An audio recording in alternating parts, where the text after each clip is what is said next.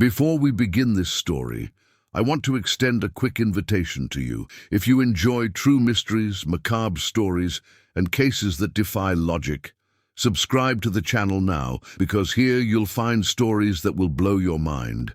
And tell me in the comments, where are you watching from? I love knowing where in the world these stories are coming from. The dirt road seemed to lead nowhere. For miles, only dry trees, old fences, and a heavy silence dominated the landscape. The car moved slowly, kicking up dust, until it finally appeared, imposing, forgotten, and surrounded by an almost palpable air of abandonment. The mansion. Built in the early 20th century, it had remained untouched since 1940. No heir ever came forward to claim it. No renovations, no convincing explanation for what had happened inside, and yet no one dared to come near. Daniel Carter turned off the engine and stared at the building in front of him for a few seconds. An investigative journalist, known for debunking absurd stories with concrete facts, he didn't believe in legends, much less in stories of cursed houses. But that one was different. The mansion's facade still retained traces of elegance. Tall columns, large windows, and a veranda that encircled part of the house. However, time had left deep marks, rotten wood, broken glass, and dark stains that climbed the walls like scars. Next to him, in the passenger seat, was a briefcase filled with documents, old police reports, newspaper clippings, faded photographs. They all told fragmented versions of the same event. In 1940, the entire family that lived there disappeared without a trace. No bodies, no signs of a struggle, no explanation. The only thing found was the house, intact. Daniel opened the car door and felt the air change. It wasn't just cold. It was heavy, as if something invisible were pressing against his lungs. He ignored the sensation and walked to the rusty gate. The creaking sound as he pushed it echoed across the empty lot. No sound of birds, no wind, nothing. He mentally noted total absence of sound, life a small but disturbing detail. As he approached the main entrance, he noticed something that wasn't in the reports. The door was ajar. That didn't make sense. According to records, the property had been sealed off decades ago. No trespassing had been officially reported. Daniel paused for a moment. There, for the first time, he hesitated, but his nature prevailed. He pushed the door open. She opened up without resistance. The interior was shrouded in shadows, but surprisingly organized. Furniture covered with sheets, paintings still on the walls, objects lined up as if someone had only stepped out for a moment. The ground, however, told a different story. Footprints. Recent. Daniel crouched down, examining the area. There weren't many, but they were clear. Someone had been there, and not long ago. A shiver ran down his spine. He stood up slowly, his eyes scanning the room.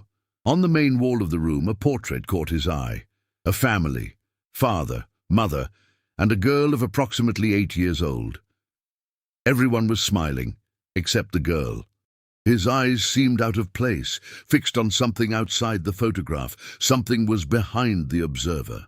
Daniel turned around instinctively. Nothing, just silence again. He took a deep breath and noted one more detail. Possible psychological interference caused by the environment. But deep down, I knew it wasn't just that.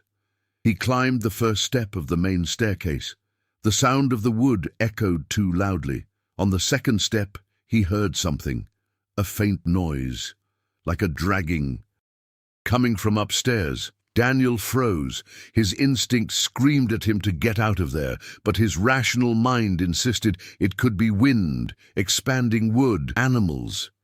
He continued, each step slower than the last. The upstairs hallway was partially lit by light coming through a broken window. Doors lined both sides, all closed, except for one. At the end of the corridor, slightly open. From there came the sound. Now it's clearer. A continuous dragging, as if something were being moved slowly across the floor. Daniel stepped forward, feeling his heart race. When he reached the door, he hesitated for only a second, and then he pushed. The room was empty, completely empty, no furniture, without objects, no marks, except in the center of the wooden floor, a single chair, with her back to the door, and slowly, without anyone touching her, the chair moved, turning, until you are facing him. Daniel didn't breathe, he didn't blink. And at that moment, for the first time in his entire career, he realized that perhaps he was facing something he couldn't explain. Daniel did not back down. His instinct screamed at him to leave that room, go down the stairs, and never look back. But instead, he took a step forward, then another. The chair remained motionless now, perfectly aligned with him. It didn't make sense, and that was exactly what kept him there. He pulled his cell phone out of his pocket and started recording. Initial record, interior of the mansion apparently preserved, clear signs of recent activity and possible spontaneous movement of an object. His voice came out firmer than he had expected. As he spoke, he approached the chair. He touched the backrest slowly, solid, heavy, no wires, no visible mechanisms. He turned the chair around with his own hands. The sound of the wood scraping echoed through the empty room, the same sound he had heard from the hallway. Daniel stopped.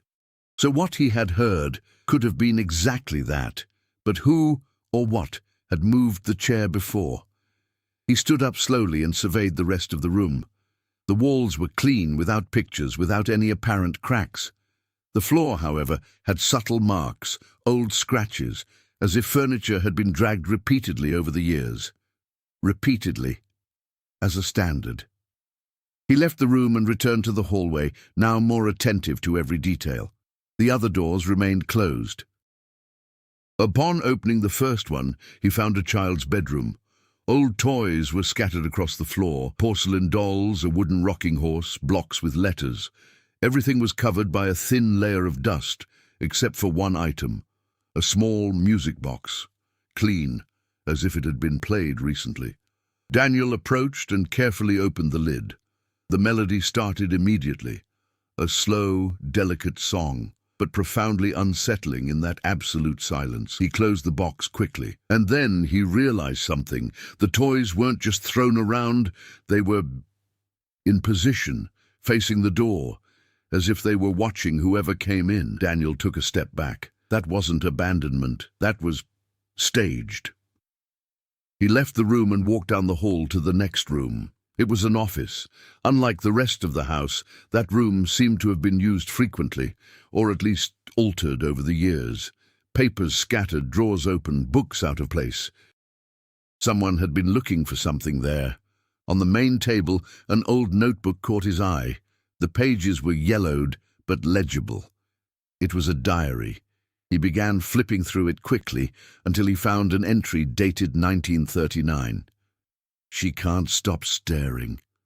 Daniel frowned. He continued reading. "At first I thought it was my imagination, but now we all realize it. Every time we turn our backs, it changes position." He paused for a moment. The memory of the portrait in the room immediately came back to his mind. The girl, her eyes. He turned a few more pages. "We locked the bedroom door. It didn't help. In the morning, the chair was in the middle of the hallway." The air seemed to become denser. Daniel swallowed hard and continued, "It's not the house, it's her." A dry thud echoed down the hallway. Daniel immediately raised his head. Silence. He closed the diary slowly, his senses now fully alert. Something was different. He left the office and looked down the hallway. The door to the chair room. It was wide open now. Before, it was only slightly open. Daniel was certain of it. He hadn't left it like that. His heart began to beat faster. He walked to the door, each step calculated. He stopped at the entrance. The room was exactly as it had been before, except for one detail. The chair. It was no longer in the center. She was closer to the door, as if it had moved closer, or drooped, as if he were trying to get out. Daniel took a step back. And for the first time since entering the mansion, a real doubt formed in his mind. What if that story had never been about a disappearance? But what about something that remained? He ran down the stairs quickly, trying to gather his thoughts. He needed logic, facts, something concrete. In the main room, he returned to the family portrait. Now, looking more closely, he noticed a detail he had overlooked before. The girl wasn't just looking out of the picture, she was slightly out of focus, as if it had moved at the moment the image was captured, or as if it didn't fully belong to that moment. Daniel felt a stronger shiver run through him. Then he listened. This time, it wasn't a drag. It was a step. Don't be on top. This is it. Heavy, deliberate, and there was no longer any doubt. He was not alone inside that mansion. The sound of the footstep above was not repeated immediately. That was the worst. If it had been continuous, Daniel could have attributed it to some logical cause. Wood giving way, an animal trapped, anything plausible. But that single step, isolated, intentional, seemed calculated, as a warning or an invitation. Daniel remained motionless in the center of the room for a few seconds, trying to control his breathing. His eyes were fixed on the staircase, waiting for any movement. Nothing. The silence returned, heavier than before. He pulled out his cell phone again and opened the recorder. Possible presence on the second floor. Distinct sound of footsteps. No visual evidence yet. His voice now betrayed a tension that he could no longer completely hide. He knew he needed to make a decision, to leave or to stay, and against all survival instincts he chose to climb again. Each step seemed higher than before. The sound of the wood beneath her feet echoed throughout the house, as if to betray her position. When he reached the top of the stairs, something immediately caught his attention. The hallway had changed, not drastically, but enough to cause discomfort. The doors. Once aligned, they now seemed slightly out of place, as if some were more open than before, or perhaps in different positions. Daniel squinted, trying to remember exactly how his eyes looked. He couldn't. That annoyed him. Doubt was worse than any concrete evidence. He decided to act. He quickly opened the first door, the children's bedroom, but it wasn't the same. The toys, previously neatly arranged facing the door, were now scattered chaotically across the floor. The music box was open and playing. Alone. The melody echoed through the room with a distorted tone, slower than before, almost as if it were being played incorrectly. Daniel stepped forward and slammed the box shut. The sound stopped immediately, but something remained. The feeling that he had interrupted. Something he shouldn't have. He left the room and slammed the door shut behind him. Harder than he intended, he took a deep breath. Think. He needed to think. Someone could be there, someone manipulating all of that. That was the most logical explanation, but at the same time, no human presence had been seen, no sound of escape, no doors being opened or closed, only inexplicable changes. He went back to the office. The diary was still on the table, but not in the same position. It was open now. Daniel froze for a second. He was absolutely certain that he had closed it. He approached slowly. He looked at the page. It wasn't the same as before. The new entry appeared to have been written hastily, with irregular handwriting. She doesn't like it when we ignore her. Daniel's heart raced. He turned the page. Another sentence. She wants to be seen. A crackling sound echoed behind him. Daniel turned around quickly. The office door. It closed by itself. The impact was dry, definitive. He ran up to her and tried to open it. Locked. He pulled hard. Nothing. She took a deep breath, trying to maintain control. That's not possible. That's not possible. His mind searched for explanations, air currents, the tilt of the house, pressure, anything. But no explanation could close any doors. He looked around, searching for another way out. The window. He ran towards her. He pushed, stuck, on the outside. Daniel stepped back, running a hand over his face. The room seemed smaller now, more closed off, closer. Then slowly, He listened again, the sound of dragging, this time just inside the office itself. He froze. He turned his head slowly. The chair in front of the table, it was moving. Alone. Crawling slowly across the floor towards him. Daniel took a step back, then another one, until it touches the wall. The chair stopped, turned directly towards him, and at that moment, the diary on the table turned another page by itself. Daniel, unable to help himself, looked. A single written sentence, "Now you're looking." The air seemed to disappear from the room. The sound of an almost inaudible whisper echoed through the room. It didn't come from a specific point. It was everywhere. And then something even worse happened. Daniel felt it. He didn't see it. He felt it, a presence, right behind him, almost touching. His breath caught in his throat. His muscles tensed. Slowly, very slowly, he turned his head. And he realized that the real problem was never the house, but rather the fact that once you enter, she starts looking back.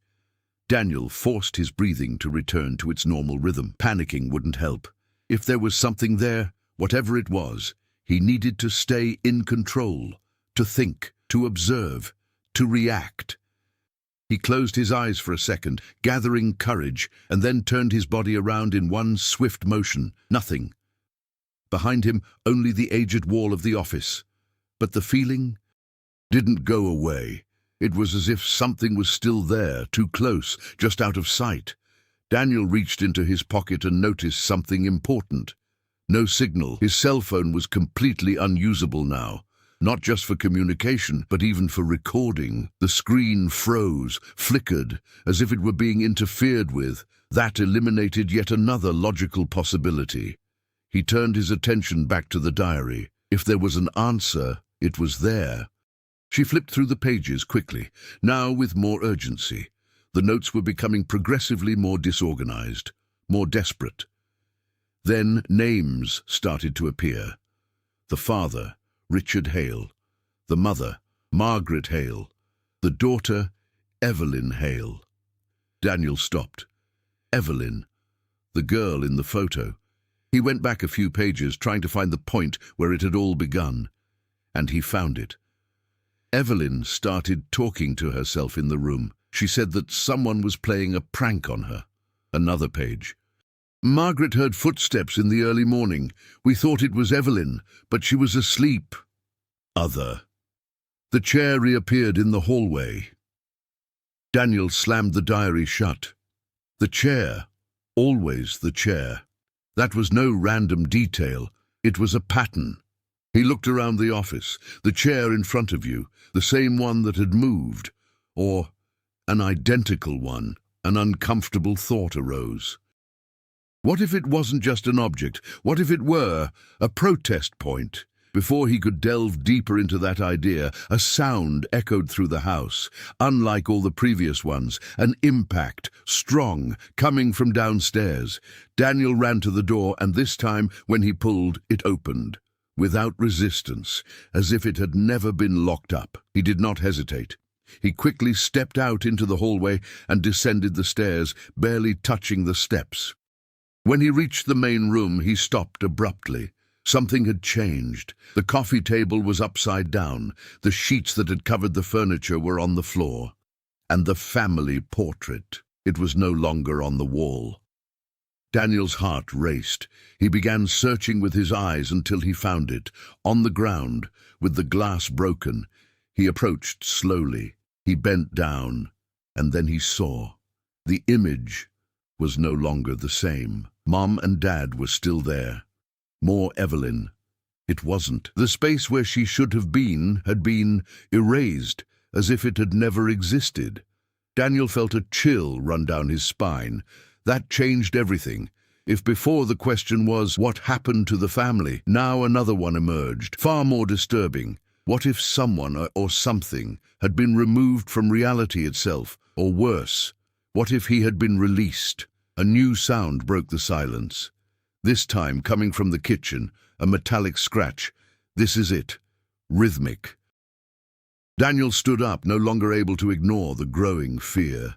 Each step to the kitchen seemed heavier, more difficult. When he reached the door, he stopped. He took a deep breath, and he looked inside. The chairs at the table, they were all out of place, dragged, forming a circle in the center of the room, as if something had organized it with a specific purpose. In the middle of the circle, there was only one different chair, older, more worn out, and about her, an object, the diary. Daniel froze. He was absolutely certain that he had left the diary in the office. Slowly, he approached the circle. Each step seemed to echo too loudly. When he got close enough, he noticed another detail, the marks on the floor, deep risks. As if those chairs had been moved many times, always the same pattern, always forming the same circle. He went in, an error he would realize too late. As soon as he crossed the circle, he heard it. One click, dry. Immediate, all the chairs moved at the same time, a violent dragging, closing the circle around him. Daniel spun around quickly, trying to find a way out. There wasn't one. The chairs were now pushed against each other. No space, no passage. The air grew heavy, denso. And then a new layer of complexity has been revealed. The sound of laughter, low, children's, echoing throughout the kitchen. It didn't come from a specific point. It was everywhere. Daniel felt his heart race like never before. And at that moment, all the pieces began to fall into place. The family's disappearance was no accident. They did not run away. They were not taken. They tried to contain something that used objects. Who was observing? Who was reacting? And above all, I liked to play. The laughter grew louder, and for the first time, Daniel realized that he wasn't just investigating a mystery. He had become a part of him. The laughter stopped as abruptly as it had begun. Silence, heavy, absolutely. Daniel remained motionless in the center of the circle of chairs, his body rigid, his eyes trying to follow any slightest movement around him. Nothing. The chairs wouldn't move anymore. But something had changed. He could feel it. It was as if the entire environment was watching, observing, waiting. The diary was still on the chair in front of him. This time, he didn't hesitate. He moved forward quickly, grabbed the notebook, and opened it without thinking. The pages started turning on their own, too fast, as if someone or something were looking for a specific point, until it stops. One page. Different. Darker. The paint looked fresher, more vibrant. Daniel read it. "We can't get her out of here." His heart raced. He turned the page. "She is not our daughter." The air seemed to disappear for a second. Daniel blinked, trying to process it. Turned back a page. He read it again. "She is not our daughter." The words seemed heavier now. More realistic. He continued. "We found Evelyn on the road. Alone, lost. There were no missing person reports. No family was looking for her." Daniel's breathing became irregular. Margaret insisted it was a miracle, but something was always wrong. Another sound. This time, behind him. This is it. Like a bare foot touching a wooden floor. Daniel did not turn around. Not yet. His eyes remained fixed on the diary. She never really slept. She would stand there in the dark, staring. Daniel's throat went dry, and when we started to understand, it was already too late. A new page turned on its own. One more sentence. "The house is not haunted." Daniel felt his whole body go cold. "She is the home." The silence that followed was unlike any before. It wasn't empty. It was filled, as if something were occupying every inch of the space around him, observing, breathing. Daniel finally mustered up the courage. He turned slowly, and he saw. On the other side of the circle of chairs, a figure, small, stop, property, the silhouette of a girl, long hair partially covering the face, old dress, barefoot. She wasn't there before. Daniel was absolutely certain. His heart felt like it was about to burst out of his throat. "Evelyn!" The words slipped out without him realizing it. The girl's head tilted slightly, a subtle movement, unnatural, as if trying to understand the sound or to acknowledge it. A cracking sound was heard. All the paintings in the house, even those in other rooms, fell at the same time. The impact reverberated throughout the entire structure. Daniel did not look away. "I couldn't." The girl took a step forward. "This is it."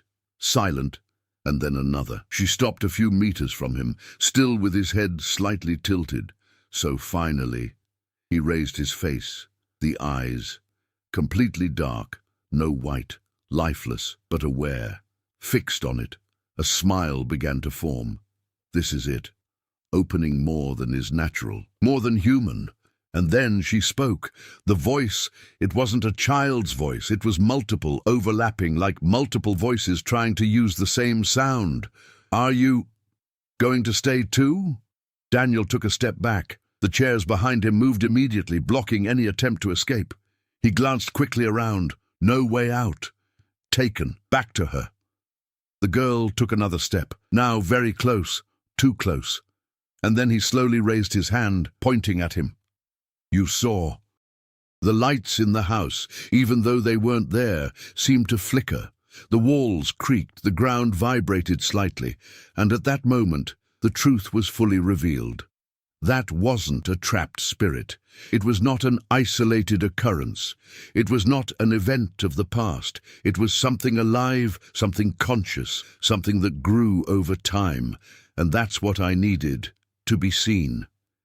Daniel felt like he couldn't breathe. And then he understood the true meaning of it all. Everyone who entered that house, everyone who investigated, everyone who tried to understand, they never left, because at the moment they saw the truth, they became part of it.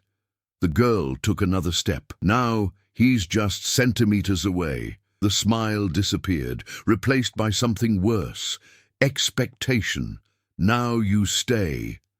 And at that moment, the chairs were dragged violently, the doors of the house slammed shut at the same time, and everything around Daniel began to move, as if reality itself were rearranging itself, to include it. The world around Daniel didn't stop, but he stopped obeying the rules he knew. The kitchen walls seemed to breathe, contracting and expanding in subtle, almost imperceptible movements, but impossible to ignore. The floor beneath their feet vibrated slightly, as if something pulsed within the structure of the house. The girl was still there, property, within centimeters of him, waiting. Daniel tried to move. He couldn't. His feet seemed fixed to the ground, as if the wood itself had molded itself around them. He glanced down quickly. There was nothing visible holding him up, but the feeling was real, very true. "This isn't real," he murmured, more to himself than to anyone else. The girl's head tilted to the other side, an immediate reflex, as if reacting to the sound of negation. And then she took another step. The distance between them disappeared. Now they were face to face, too close. Daniel felt the air around her, cold, not as temperature, but as the absence of something, as if there was no life there. Her hand was still raised, pointing at him, but now it has started to move, slowly, going down until it touched Daniel's chest. At the moment of contact, everything changed. The kitchen disappeared, the circle of chairs disappeared, the sound, the air, the light. Everything was replaced by something completely different. Daniel was standing in the middle of the mansion's living room, but not like before. Now everything was alive, clean, organized, illuminated. It was as if I had gone back in time. Voices, suns, steps. The house was occupied. Daniel turned his body quickly, and he saw the family. Richard Hale stood by the window, looking out with a tense expression. Margaret paced back and forth, clearly nervous, and in the center of the room, Evelyn, the girl, but different. Now she seemed normal. Ordinary eyes, calm posture, almost innocent. Daniel tried to speak. Nobody reacted. He tried to touch it. His hand reached through the empty space. He wasn't there, just watching. "We need to take her away," Richard said, his voice low but firm. Margaret stopped. "No, she is our daughter. She never went." His tone rose. Evelyn slowly turned her head in their direction, smiling, exactly the same smile that Daniel had seen. Margaret didn't realize, but Richard... Yes. He took a step back. "Did you see that?" he asked, almost whispering. "Stop it, Richard. You're scaring the girl." Evelyn stepped forward. "This is it." Silent. "I'm not afraid," she said. The voice was still childlike, but there was something behind it. Something is wrong. Daniel felt his whole body go cold. The scene progressed, like a movie out of control. Days passing in seconds, chairs moving, doors slamming, objects changing places. Margaret is becoming increasingly defensive. Richard is becoming increasingly desperate. Evelyn, always watching, always present, always changing, until everything stopped. One last scene, the upstairs hallway. Richard was holding a rope, heavy breathing, deep-set eyes, determined. "Let's put an end to this today." Margaret was crying, "Don't do that, please." Evelyn was at the end of the hallway, property, smiling. "You can't take me away from here." Her voice echoed, deeper, wider, more full. Richard stepped forward. But before he could reach the girl, the doors began to slam shut violently. The walls shook, the ground gave way slightly, and the chairs, they started to move, all at the same time. Daniel watched, unable to look away. Richard was thrown against the wall. Margaret fell to the ground. Evelyn. It didn't move. He simply observed. Then he slowly raised his hand, exactly as he had done with Daniel, and he pointed. For them, and everything, it disappeared. Daniel returned, back to the kitchen, back to the circle, back to the present moment. But now he knew they didn't disappear. They never left. They were absorbed, incorporated, part of the house, part of it. He looked around, the chairs, the walls, the floor. Everything seemed different now, more clearly defined, closer, as if he recognized him, as if he accepted it. The girl was still there, but now, closer than before, and there was something new in his gaze. Recognition. "You saw everything," she said, her voice clearer now. Daniel tried to retreat again. This time he managed to move a foot, but the other one, no. The wood around him began to close in, slowly climbing up the shoe, by the leg, taking, incorporating.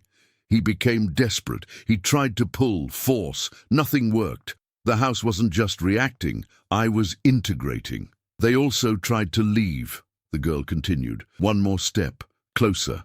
Now they're helping." A crackling sound echoed. And for a brief second, Daniel saw reflexes on the surfaces of the house, on the walls, in the sheen of the wood, faces, several, distant, distorted, but gifts, observing, prisoners, alive. Daniel's heart raced, and at that moment he understood the true consequence of it all. There was no escape. There was no explanation. There was no simple solution. There were only two options: resist, or to become a part of it. And at home. I had already started choosing him. Despair came first. Instinctive, brutal. Daniel pulled his leg forcefully, trying to free himself from the wood that was slowly swallowing him. His fingers scratched the floor, searching for support. Any advantage, any way out. Nothing worked. The house wouldn't give way. On the contrary, she reacted. The more he struggled, the tighter she held him. He stopped, not by choice, but out of necessity, his breath failing, his body trembling.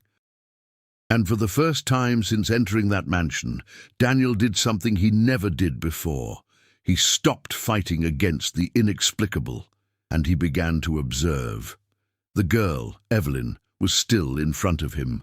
Property. Waiting. There was no hurry for her. There was no urgency. This caused something to change inside him. If it were just a predatory entity, it would have already ended. But no. That thing wanted something specific, something beyond simply arresting him. Daniel swallowed hard, and then he spoke, even though his voice was faltering. "You need this." Her head tilted slightly, the same gesture, but now more attentive. "Someone needs to see, someone needs to understand." Silence. The wood stopped rising up his leg. He did not back down, but it paused. Daniel realized. That was a reaction. He continued. "It's not just about arresting, it's not just about keeping." His eyes began to scan the room. The chairs, the marks on the floor. The standard, the cycle. You keep repeating that. His breathing began to stabilize, the mind regaining control. Always the same. The girl took a step. This is it. But now, it's different. Curious. Because you can't get out of it. The words echoed through the kitchen. And for the first time, something has changed completely. Her expression. The smile disappeared. The dark eyes wavered, as if something inside her had been touched. Daniel felt it. Contact. That wasn't a confrontation. You're not kidding. It was, he said, more firmly now. "You're under arrest."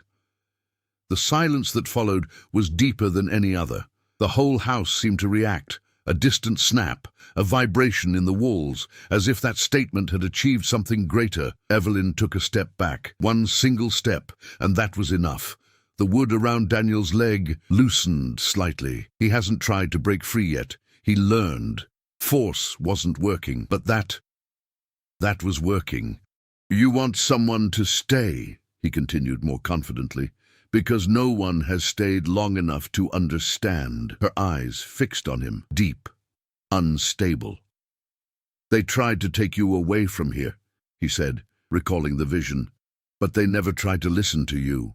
The chairs around them began to vibrate, slightly, non-aggressive, but unstable, as if the house were undecided.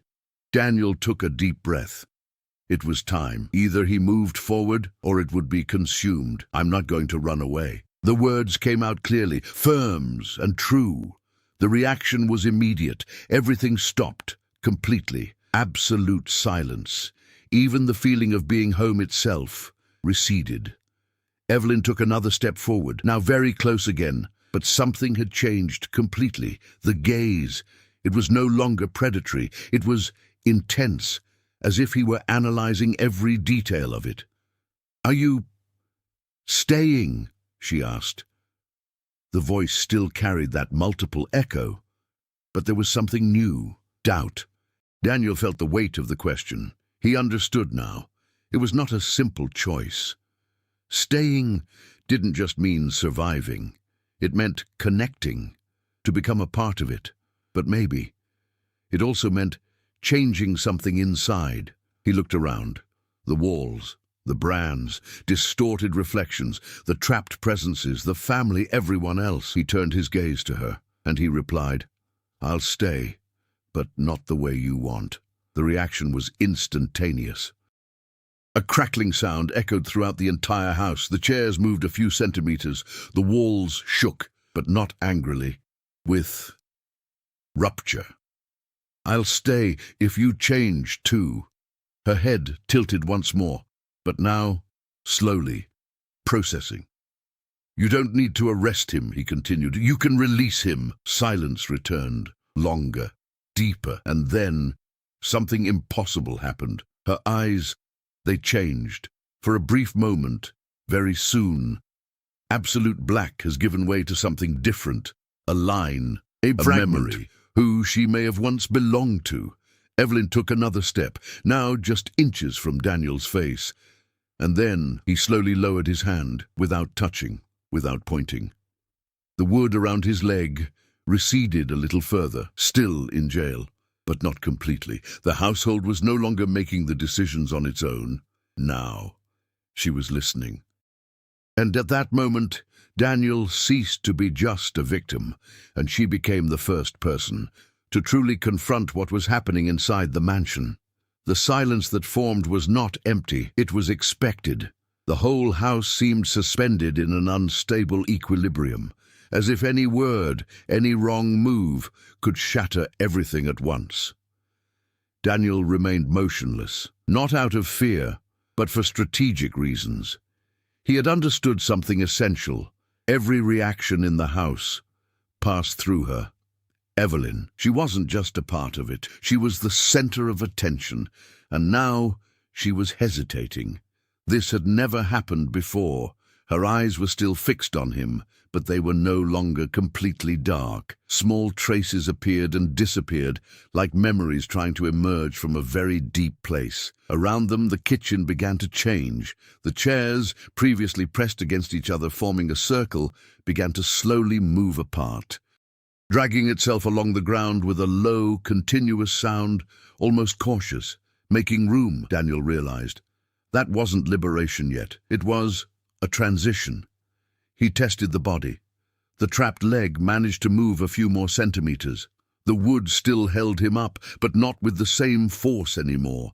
The house was collapsing, but not entirely. There was still resistance. And then, as if in response to that thought, a new sound echoed. It wasn't coming from the kitchen. Not even from the upstairs floor. It came from all sides. A chorus, low, fragmented, overlapping whispers.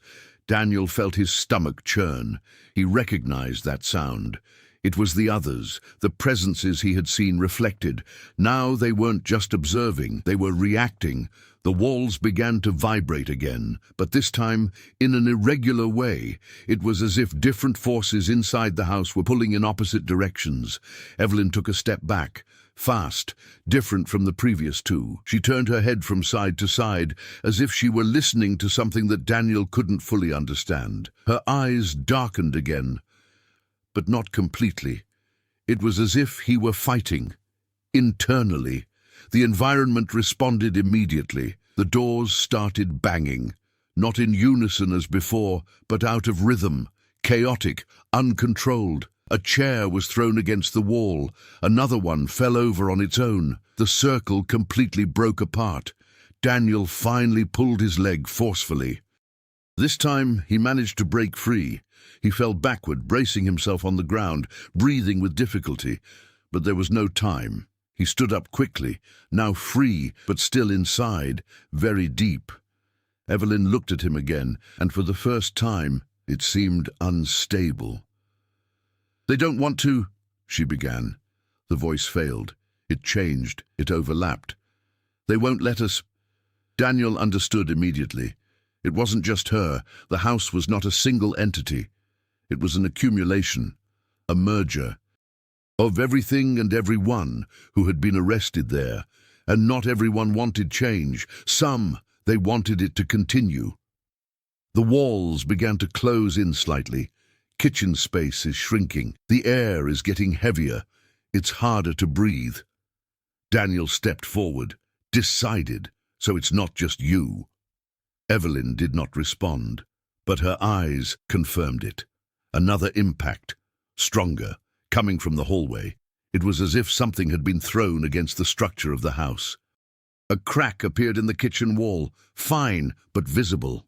Daniel looked at it. That had never happened before. At home, I was being affected from the inside. He turned his gaze to Evelyn. "Can you control this?" She didn't answer immediately, but then, very slowly, he nodded, almost imperceptible. Daniel took another step. Now there were no more chairs between them, no barriers, just space, voltage, and a decision. "Then you need to choose." The words resonated louder than he expected, as if the house itself amplified that. The environment reacted immediately. The whispers grew louder, more intense, more aggressive. The walls shook violently. The crack widened. Evelyn put her hands to her head. Her eyes now alternated rapidly between absolute black and something more human, something fragmented. No." Her voice faltered, breaking between multiple tones. Daniel did not back down, not this time. "Either you continue like this," he pointed around, to the house, to chaos. "For the echoes, either you change everything." A violent silence filled the air, as if everything had stopped to listen. And then the final reaction began to take shape. The doors of the house slammed shut with extreme force, all at the same time. The ground shook, the walls became distorted, the whispers turned into screams. Evelyn Grittot, a sound that wasn't human, which was not unique, that carried all the voices at once. And at that moment, it became clear her choice would affect more than just her, not just Daniel, but everything that existed inside that mansion. And what would happen next? It could no longer be controlled. Evelyn's scream didn't end there. It expanded. It multiplied.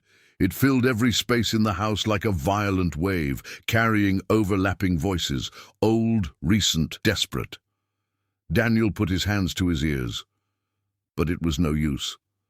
The sound wasn't coming from outside. It came from within. From the head, from the body, from the surrounding structure itself.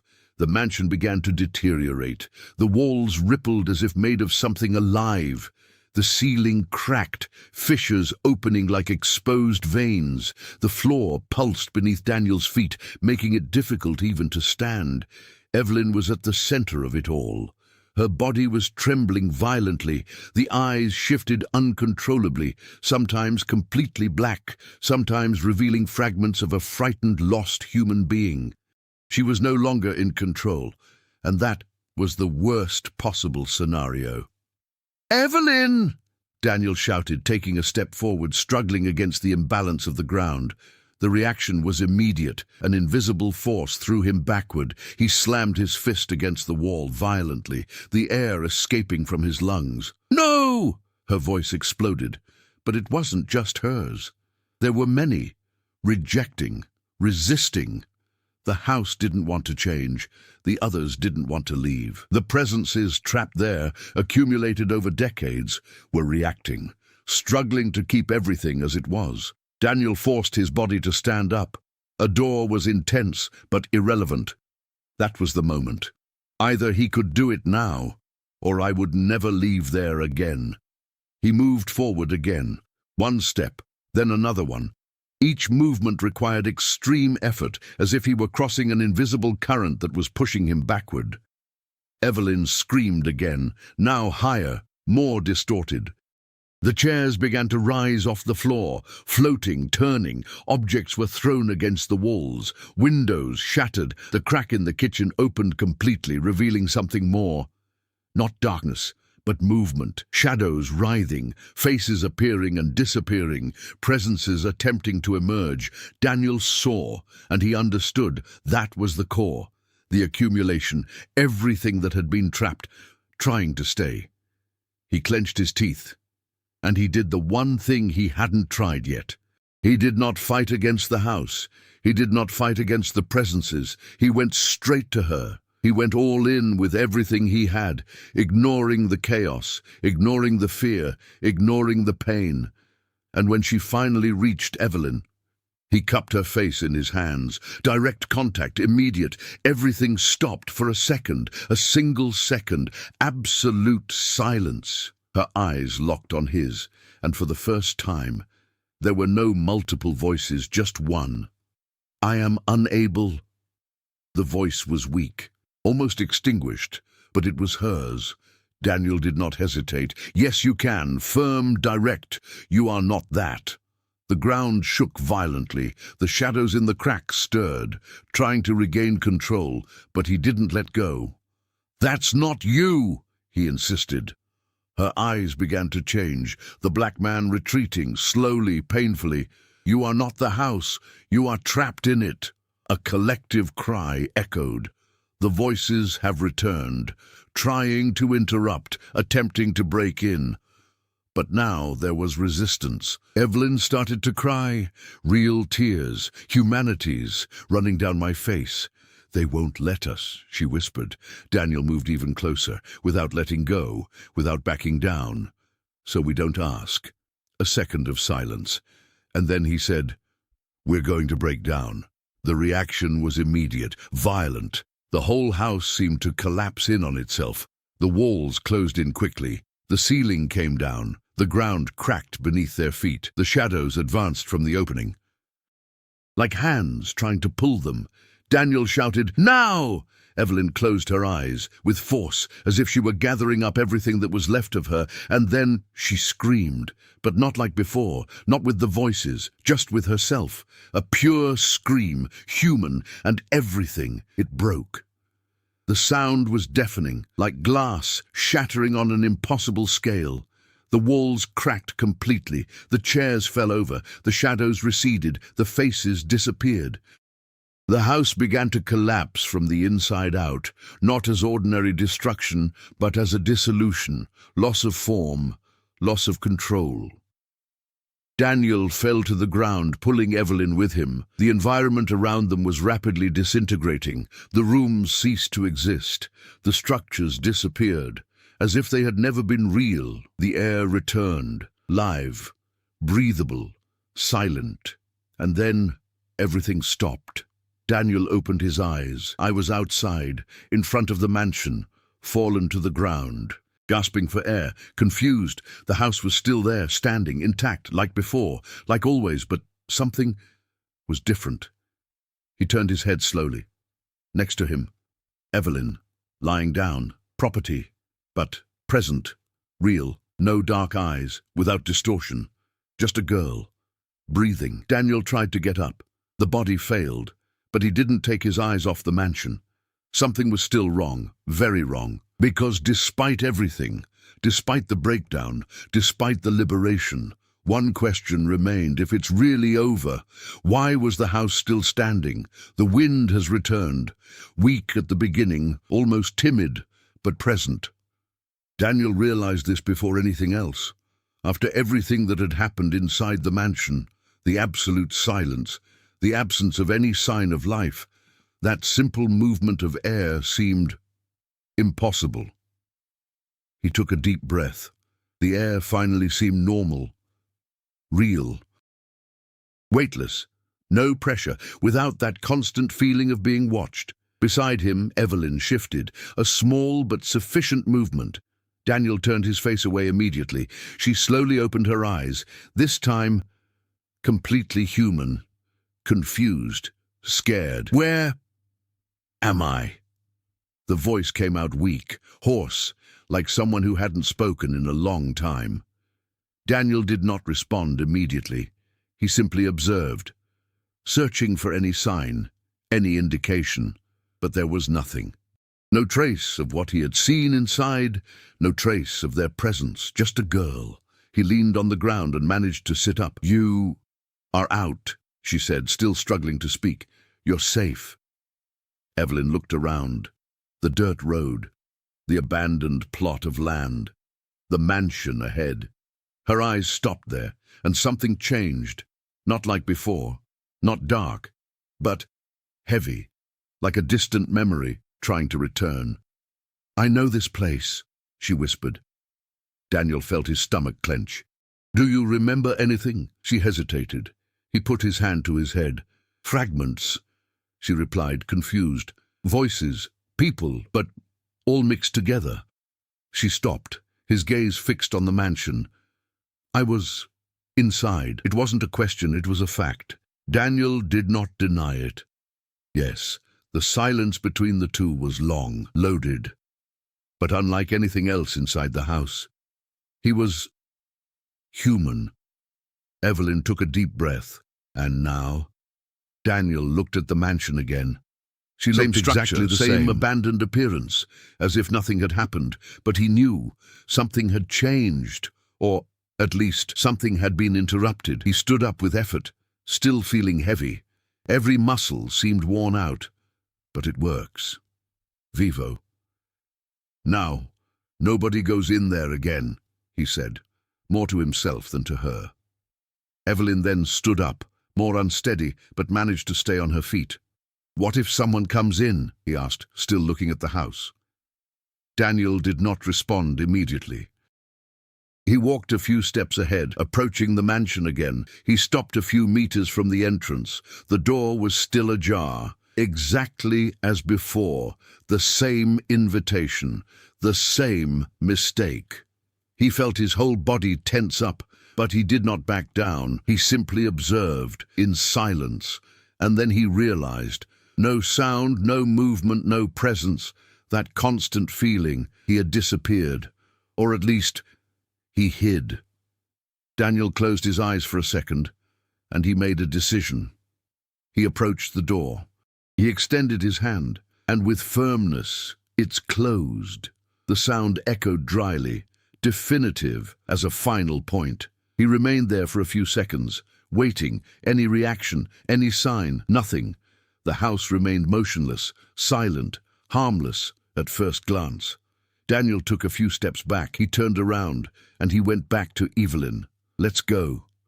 She nodded, without looking back. The two walked towards the car, boards, still processing, still trying to understand, but alive. When Daniel opened the car door, he paused for a moment. He looked at the mansion once more. Something inside him was still not at peace. It wasn't fear. It was uncertain, the one that could not be ignored. They got into the car. The engine started, and slowly they began to drive away down the dirt road. The mansion was left behind, minor, distant, silent, but not forgotten.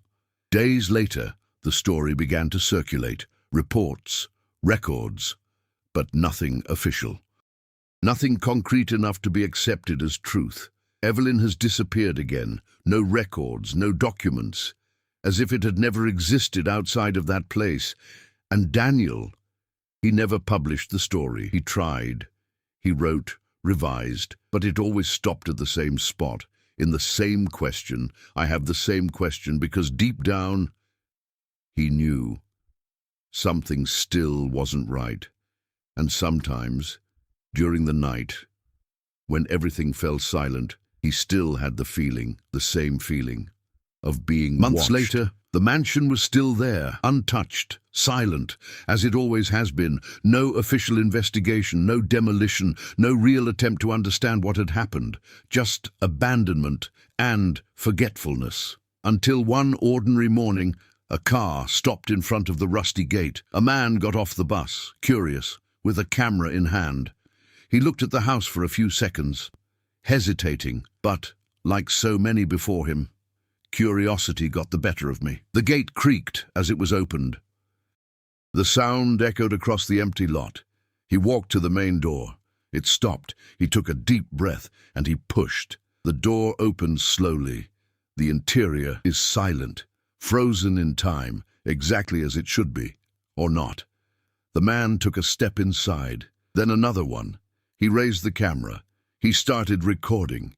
It looks like it's been abandoned for decades. His voice echoed through the room. Everything's normal. Until he realized, on the main wall of the room, the portrait, the family. Okay, mother. And the girl back, with the same smile, with the same eyes, fixed, observing. The man frowned. He approached slowly. Strange. He tilted his head slightly, trying to understand the image. And then it stopped. His body remained motionless. The camera trembled slightly in his hand, because for a brief second, very soon, the girl in the portrait, he blinked. Outside, the wind stopped. Silence returned, and the mansion door, it closed itself, once again. And now I ask you a question. If you were in Daniel's place, would you have gone into that mansion, or would he have ignored the warning and walked away? Stories like this make us reflect on something unsettling. Not every mystery wants to be solved, and sometimes seeking answers can come at a price we can't afford. And you?